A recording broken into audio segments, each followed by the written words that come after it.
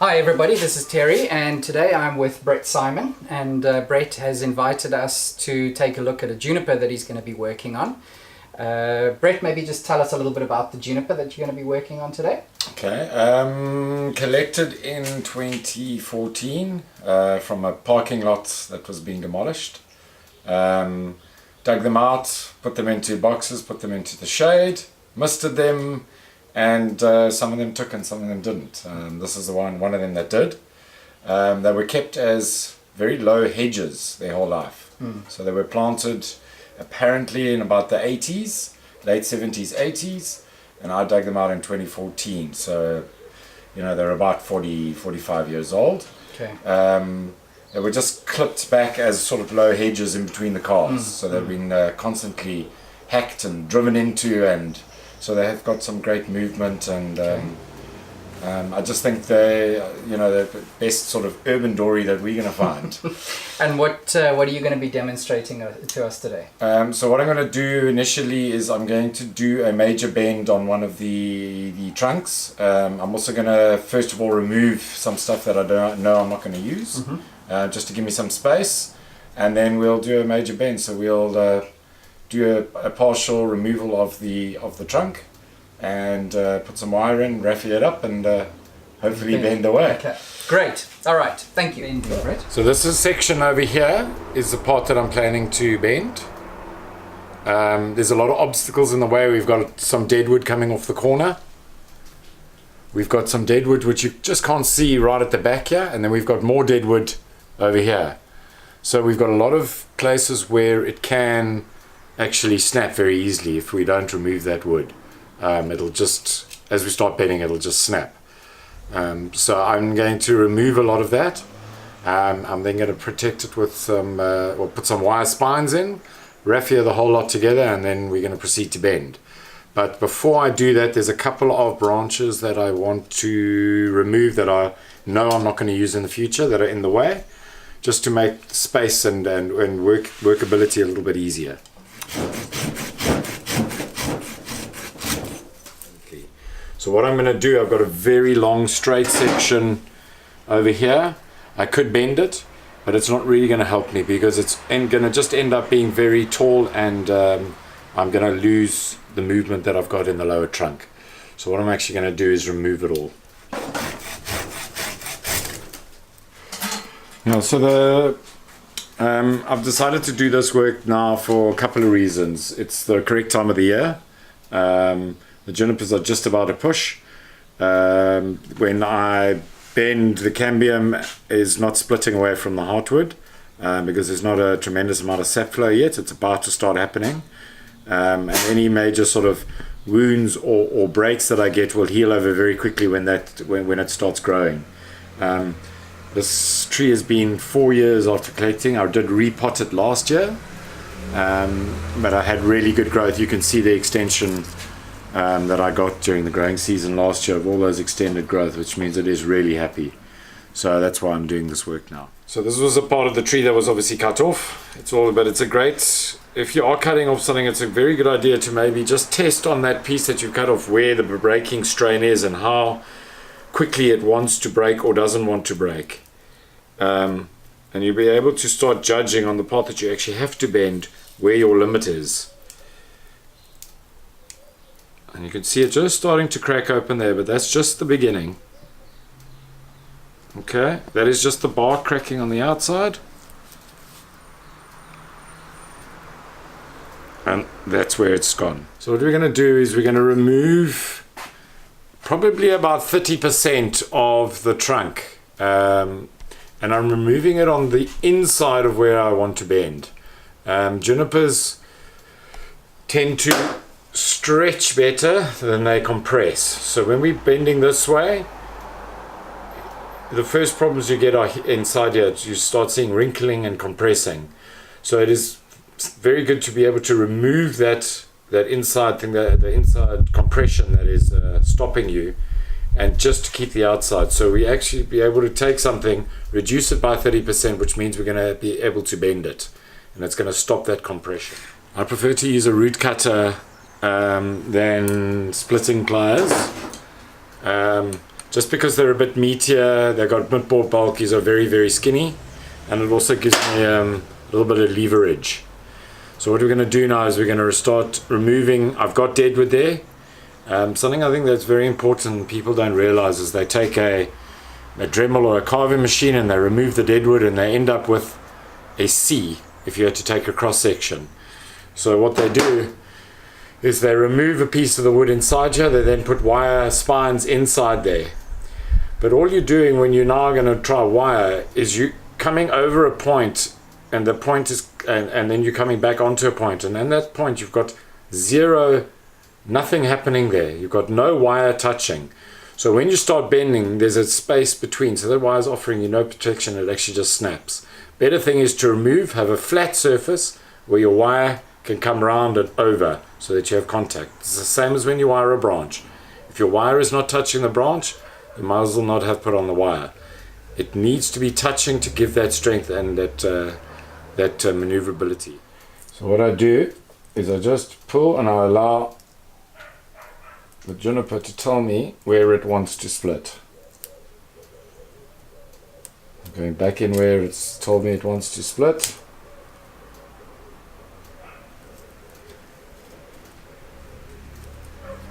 I'm just going to cut it off over here.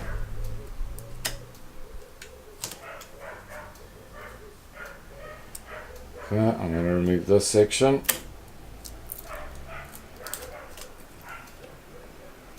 Carry on removing.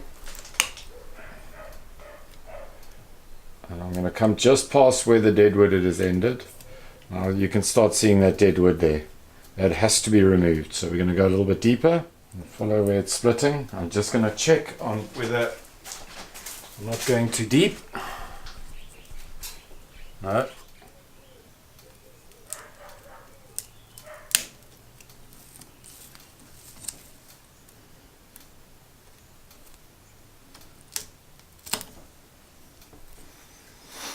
I'm just doing a slight test now, and as you can see I've now got flexibility. I'm not pushing hard, but I will be able to bend that with wire, and so I've reduced it by probably about 40%, slightly more because there was some deadwood right in the center, but I've now removed all of it. So I'm using copper wire. I'm using 3mm, which is what I have available.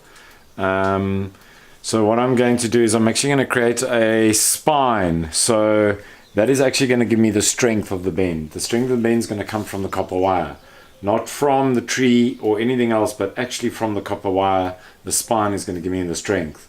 So the best way to do it is it has to be touching the tree at all times. And you try and put it down and it lifts up. So the best way to do it is to actually fold and roll and hold, and fold and roll and hold. Fold it on, roll it and hold, roll it and hold. Then after that I'm going to carry on securing it by then wiring it as normal. I'm going to come around. I'm going to make sure it's touching. You can see without me even touching it, it is flat and against. Okay, and I'm just going to wire it as then per usual. Something that's very important, we need to secure the wire at the bottom and we need to make sure it's secured above. Without that, all the wire can just move. Okay, so when we squeezing and whatever, the wire just moves. So it is important to make sure it is secured at the bottom and then secured above as well. So I've got a little junior and I'm making just a preformed hook and hooking it around there so that it can't slide, and then obviously wiring as per usual around the top. What I do now is I'm just using a little bit of raffia. I'll get into that just now, just to secure so that the wires don't move. So all I'm doing is securing. I'm not wrapping, I'm not putting any too much pressure, I'm just purely tying them so they don't move. Just makes life easier, especially when you're on your own.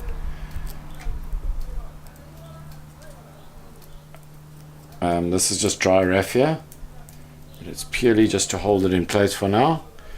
I'm going to carry on bending like I did for the last one, and just roll, bend and roll,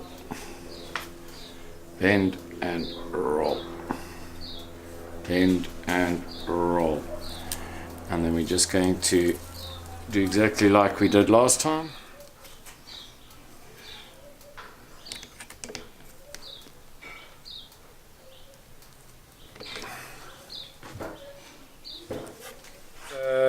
Tend to use raffia when I'm wrapping. There are other products on the market. There's tapes, there's other things that different growers use.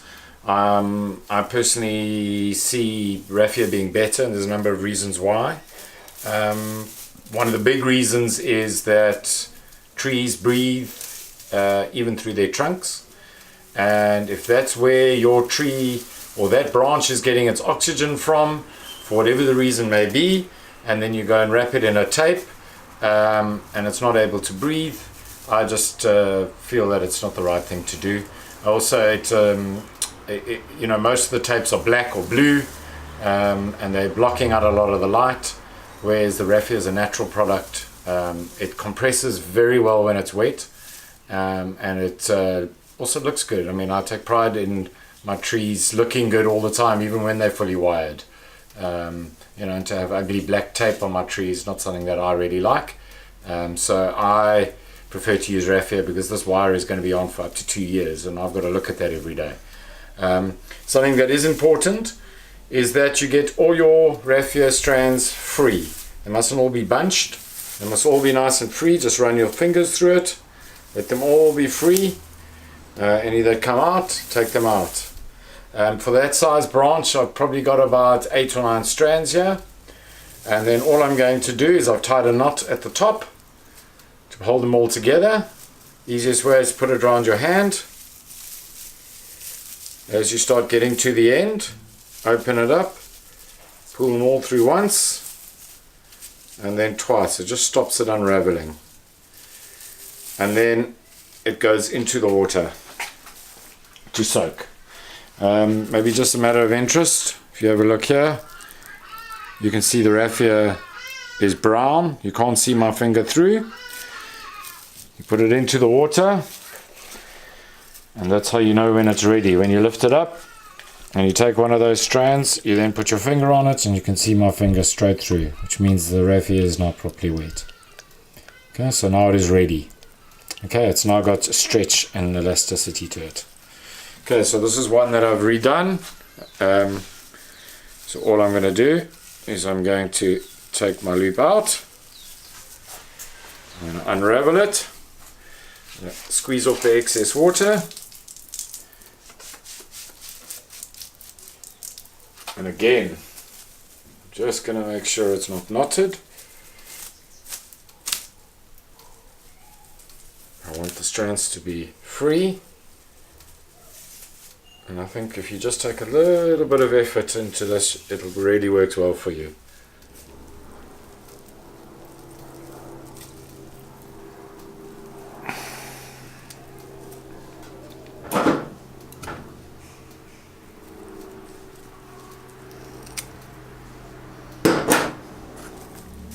And you're going to just cross over itself. Okay, I'm going to put the one underneath the other.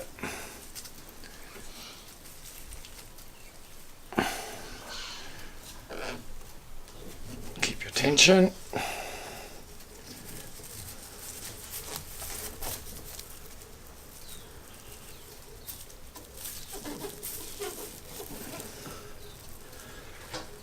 That one's not under pressure under that one. Just wait, baby.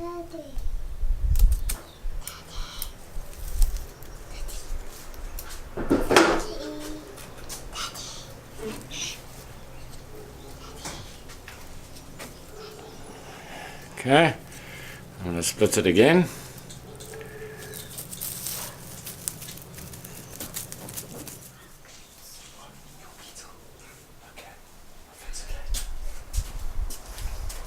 Okay, so just so that everybody knows, this, I really would like this to work, but I have got a backup in case it doesn't. So if something does break, I've got plenty of foliage just behind that I could rebuild the tree from. It's sort of my backup. But everything removed, we've now raffiered. The raffia is secured on both sides. The wire is secured on both sides. There is no need to now wrap wire around this because this is a flat surface. My wire is never going to bend. The thick wire that I need is never going to bend to touch this branch all the time. So there's absolutely no point in using it. So the strength is going to come from the wire that I've laid inside. Right, let's go. What I'm going to do while I'm bending is I'm going to start listening for any cracking or splitting, all that sort of thing. So we'll just be quiet while we're doing it.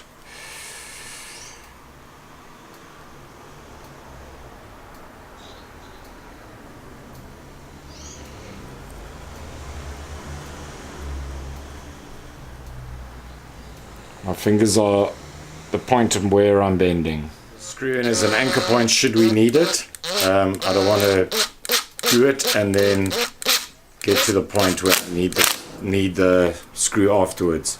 I've gone through a piece of deadwood and I'm going straight into the center.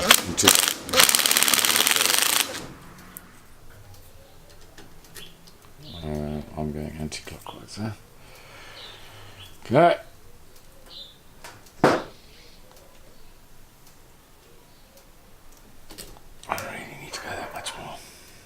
Okay, so I'm very happy with the bend. It's come out nicely. As you can see, I used the full length of the area that I put the wire in to create that bend. I just didn't do it in one part. And you can see how much it's bent. I mean, this was very straight. So the branch was initially out here. It's moved all the way across to over here. So we've probably moved it 90 degrees almost. That's about where I want it. What I'm going to do now is just leave it for the growing season. I'm going to feed well now, let the tree regain all of its strength, wait for that to set, and probably beginning of next season, otherwise autumn, I will do the next styling, just depending on the response from the tree and the growth I get and how this sets. Thank you.